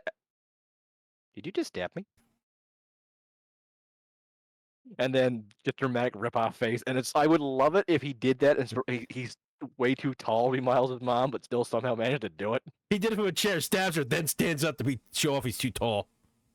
What did he do with my mom? She's naked but unharmed. Sorry, it's odd you mentioned that first part first. Sorry, that's one of my favorite jokes from an episode of Futurama. What did you do with Granny Hester? She's naked but unharmed because the robot devil was wearing her outfit. But I kind of do like Lee's look here. Yeah, he's been in prison for a while. It's still sort of a broken man look, but it's someone who's also starting to get himself back together. Yeah, he's figuring out who he is, but at the same time, I don't want to go to the barber right now. And it really looks really cool when he goes negative. I'm just glad he didn't have any other color modes. But because of the reaction with... Yeah, Lee's story this time is him basically trying to figure out what he can do to make amends for Mr. Negative. Yeah. So Mr. Negative's no longer in the driver's seat, but he still has Mr. Negative's powers. Mm-hmm. And Miles spends a lot of the game chasing him down, and so does Kraven. Because, well, this guy nearly destroyed New York last year. Yeah. So Kraven gets a hold of Miles and Lee and has them fight each other. Crazy mental shit happens because Mr. Negative's involved. Yeah. And Miles figures out who he wants to be and that this revenge, it's not worth it. No. He would be betraying everything his dad believed if he went through with this. Mm-hmm. So he frees Mr. Lee, and Mr. Lee gets Peter to let him know where Miles is. Yep, which then leads to the big symbiote Spider-Man versus Kraven fight. And when that fight ends, it leads to Miles fighting Spider-Man. And then after that, Mr. Negative uses his powers on the symbiote suit to help free Spider-Man. Yeah, he used to much like how Anti-Venom originally came about. They used to the remnants of whatever was left in Spider-Man was piled up and reversed because of how Mr. Negative works. Yep. And they help Peter get past his trauma with Aunt May of accepting her death. And all the shit going on in his life right now. Mm-hmm. So in a big comic flash, here comes Anti-Venom Spider-Man. Which is, like I said, this is probably the best way to make Anti-Venom without me going, how?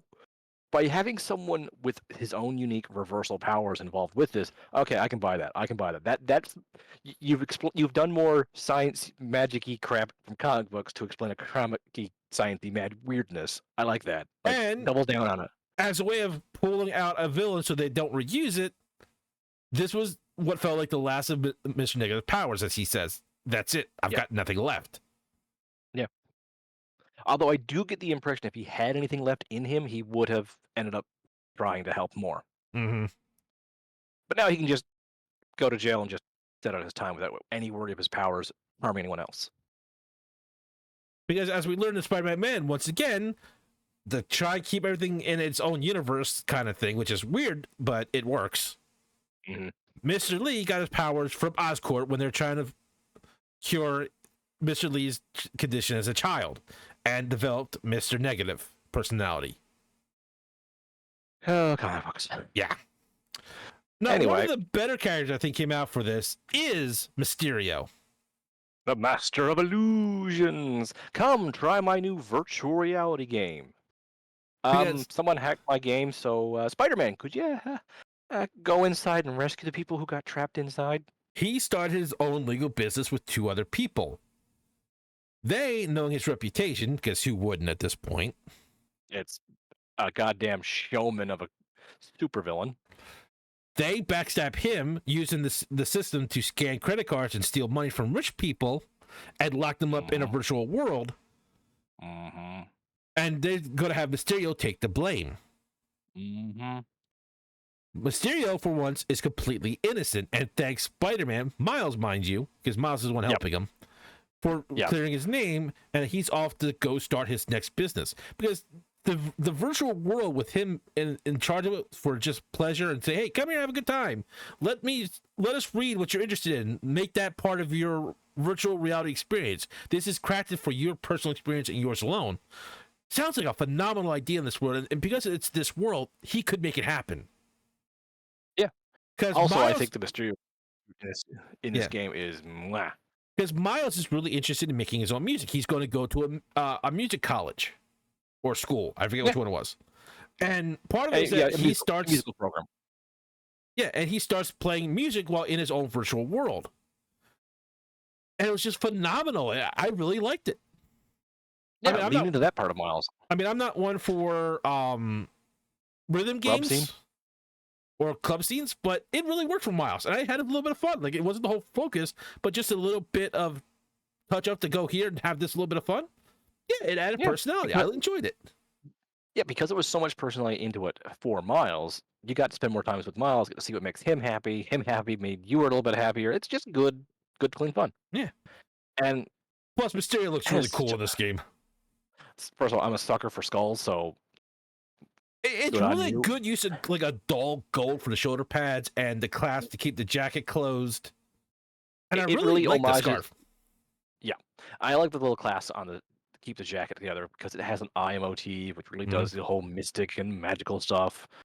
Just a good design, and I do love how his two business associates created a fake Mysterio for the VR situations and ham it up like no one's business. And I do remember him getting a little bit upset by how that character, how that version of Mysterio was acting. Like that's not how I would. You charlatans. So, you might have heard me mention earlier Carnage. Cletus Cassidy makes an appearance, everybody. Yep. During the some parts of the game when everything's going to hell, he leads kind of a A cult to the crazy. flame. Yes, which he's just referred to as the Flame by several people, I believe. Yeah. But yeah, And he also has other various names you learn about throughout the series, or not the series, throughout the game, where you're helping yeah, Watanabe. yeah. And he finds out that Oscorp is shipping another symbiote, a red symbiote. I want that. I'm gonna have my cult to steal it for me. So we don't really do too much with him. You just fight his cult and deal with his craziness, and then he gets away at the end of end of the game with the container of the red symbiote. So if he's not back for 3 as Carnage, I'd be very surprised. I really hope he's back in 3, and I hope something else happens that you gave the anti-venom symbiote to Harry, because he needs something to keep him alive now that the venom symbiote's gone. Yep. Oh, but overall, he was just kind of more sequel bait because they're not really doing DLC for this game. No, now they may have planned to do DLC, but unfortunately, Insomniac was hacked, and Yep. a whole other things were going on with that. Yeah. And that's how people found out early leaks of the Insomniac was making a Wolverine game. Whether you like that or not, that's not the point. I mean, I hope it does well for them for keeping the lights on. But Wolverine is very low on my. Well, I whether you want to play that. like the idea of another Wolverine game or not isn't the Yeah. point. They were No, I'm hacked, saying. and things got pushed here and there and basically ruined, essentially. But yeah, but so they've claimed that they're never making any DLC, so that's why we're doing this now. Because I was going to wait until all the DLC was out for a full work on this game. Unfortunately, that's not happening. So here we are. Yes. Now, like I said, I never was interested in playing this game because I did not have that much fun with the previous one. But I do think this is a very solid universe they've made because this game ends with Peter giving Miles the only title of Spider-Man. He's basically going into semi-retirement to focus on his career as a engineer to help people. Mm-hmm. He's still going to be there for Miles, especially if Miles needs a gadget or something like that. But the third game is going to be primarily focused on Miles. Now, I know some people are upset by that because, unlike Soul, who, when he thinks of Spider-Man, thinks of Peter, but he's also quite fond of the idea of not Peter being the only Spider-Man. You're fine with Peter stepping back. Yeah. Here's But there's my a lot of thing. people who are like, I'm go fine ahead. if Peter steps back, but stepping back and being overshadowed are two separate concepts. Yeah, they are.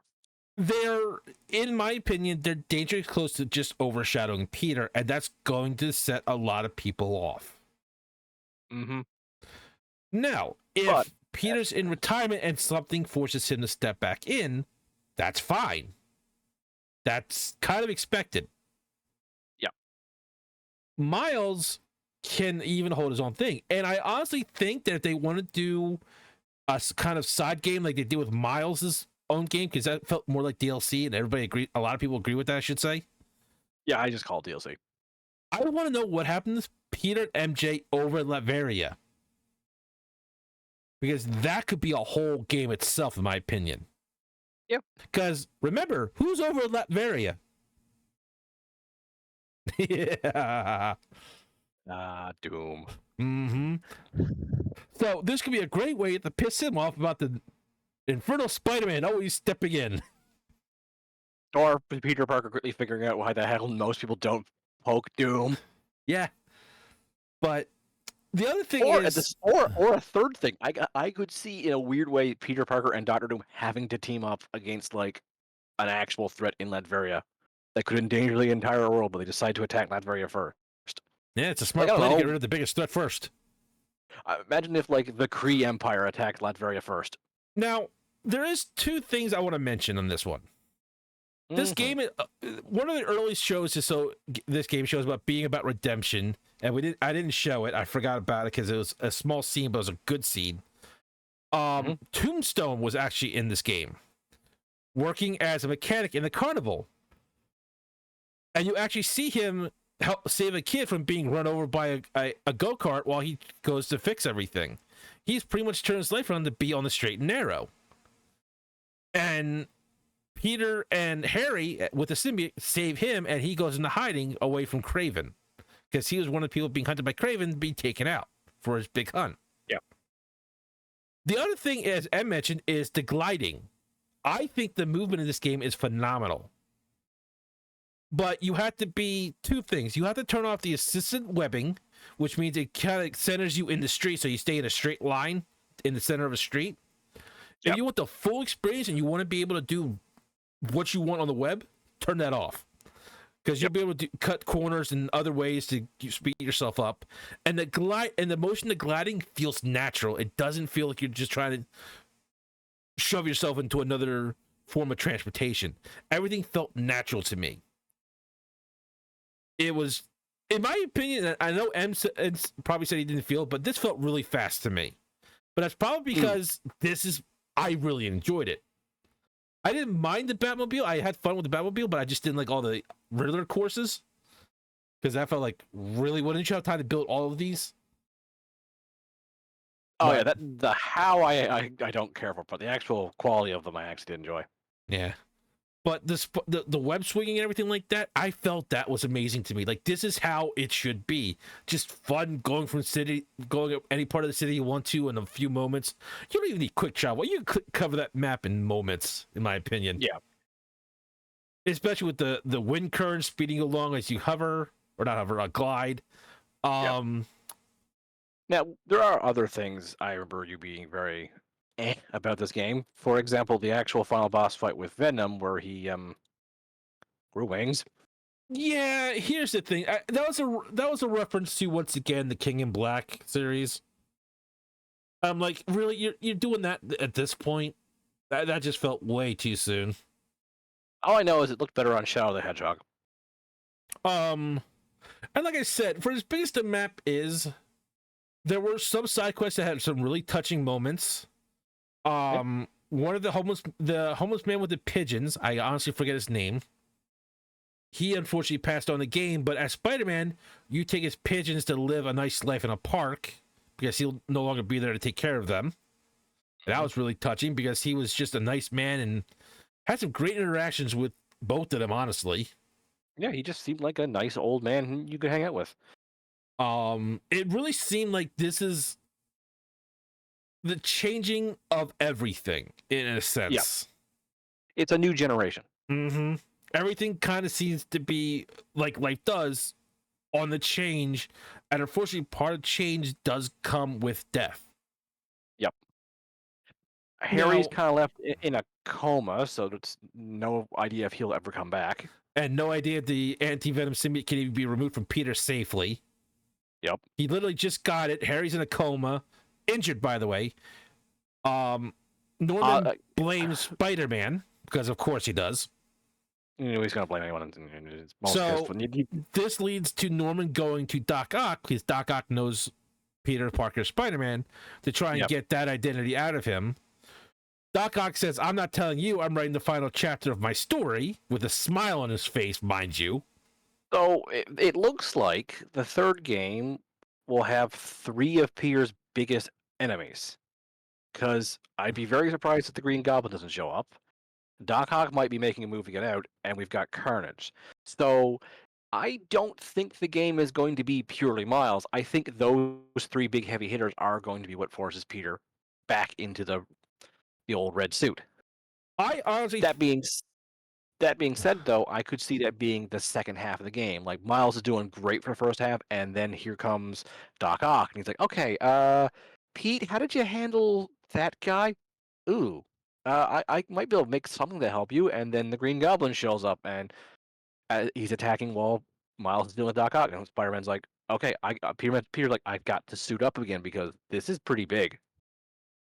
Because with all that equipment Oscorp has in the previous 2 games, that's fucked up everything, like the Red Death and the Lizard in a sense. yeah.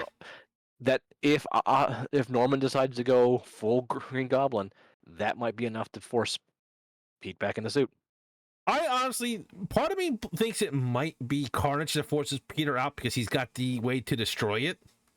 Yeah, because in this series, it's been weak to Miles's bioelectricity attacks. Yeah, which the 2 main weaknesses of the symbiote originally was fire and sound. mm-hmm. So they kind of cut out the fire because fire is pretty much you could make fire anywhere. So I kind of understand that to make it more of a threat. Maybe it's not actually fire. Maybe it's just heat, and electricity can generate heat after a while. So, yeah. But I mean, after the suit kind of climbed into that machine, it shielded Peter from it. You kind of know that the suit is pretty goddamn tough. So I understand the why. Yeah, I felt it kind of gave Miles too big of an advantage until you got the anti-venom suit. But it is what it is. But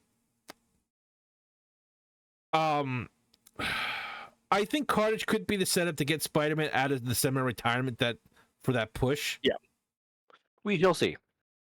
I don't have an image of it, because you only see it for like a split second. But if anybody knows Silk, Cindy Moon is the final reveal at the end of Spider-Man 2. Mm-hmm. And she was a superhero created from the same spider that bit Peter Parker and turned him to Spider-Man. Before it died, it bit another person. There's a whole thing going on with that, why she vanished from the sight in the comics. So it looks like probably something else is going to happen in the third one if we get there. Yeah, we shall see. I think it's going to turn out pretty good. I hope it does, because I think the combination of Carnage, Green Goblin, and Doc Ock is just going to set up so much chaos in the city. You're going to need 3 people. You know, you might only need 1 person, though. Well, I also, that's the other thing. It's like, I know this great guy who's going to help me at the gym. He even comes with you're going to get ripped. Well, you got to tear the muscle to build it back up, too. So next time, let's rip and tear and go gardening. Good Good night, everybody.